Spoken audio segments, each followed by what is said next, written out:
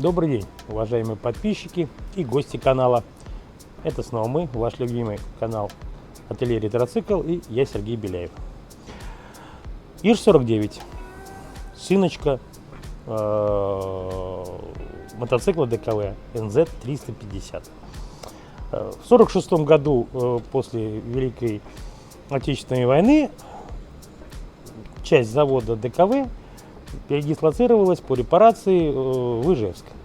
И я не знаю, как там, добровольно, недобровольно или добровольно-принудительно, главный конструктор фирмы ДКВ, господин Вебер, под его контролем начался выпуск ИЖа-350. Ну, там полная, конечно, копия ДКВ НЗ-350.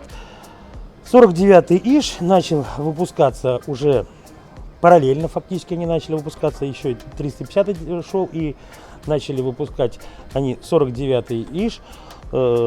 Начало его выпуска это 51 год. И выпускался он, их выпустили очень много, больше полумиллиона штук. Выпускался он вплоть до 57 года, пока не пошел в серию уже ИЖ-56.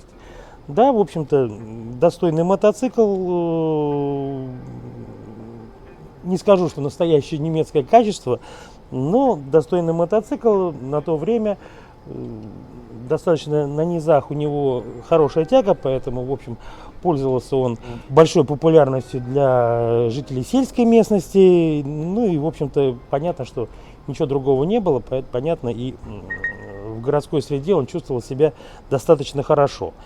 На заводе Вятских Полян организовали выпуск боковых прицепов для этих мотоциклов, и какое-то количество мотоциклов шло с боковыми прицепами.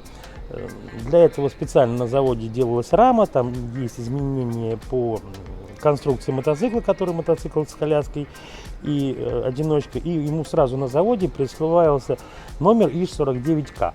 Там спицы толще, там есть отличия. Этот мотоцикл к нам пришел из города Череповец, достаточно в нормальном состоянии, что-то было там некомплектное, что-то после пескостроя, понятно, мы, естественно, все это кузовнили и так далее, потому что, железо крепкое, конечно, но столько времени оно не особо-то выдерживает, особенно если этот мотоцикл стоял не в тепличных условиях, а где-то там в каком-нибудь железном гараже или в сарае полуподтопленном и так далее. Понятно, что мы весь его пескоструили, весь собрали в кучу после кузовных работ, и, соответственно, покрасили что-то базой подлак, что-то порошковой краской. Вот рама у нас сначала красится, изначально мы красим ее порошковой краской, а потом уже наносим цировки, и все это заливается слоем лака. Выхлопная система, понятно, нашего товарища из Польши, единственный, он прекратил выпуск этих выхлопа 49, вообще они везде пропали. Тут, вроде бы опять начал выпускать эти выхлопные системы. Сказать, в общем-то, больше, наверное, и мне не о чем, потому что мы очень много этих мотоциклов сделали, и одиночек, и с колясками, и всяких разных расцветок.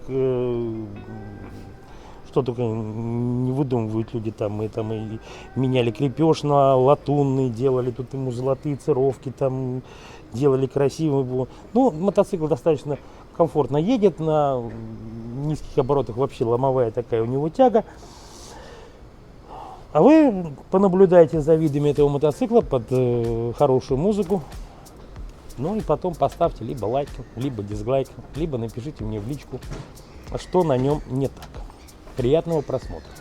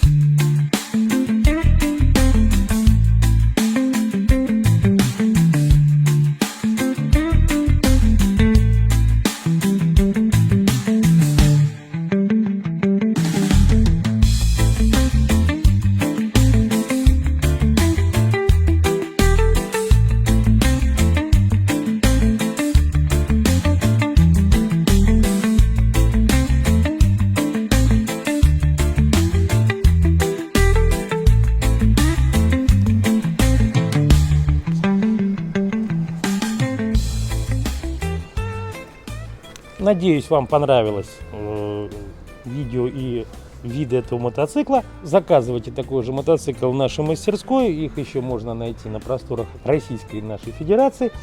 И получите вот такой достаточно раритетный и выделяющийся в потоке, и, в общем-то, красивый мотоцикл. Подписывайтесь на все наши каналы, сейчас что-то все всплывает. А я с вами прощаюсь, с вами был ваш любимый канал Мотоэлектроцикл, и я Сергей Беляев. Всем до свидания.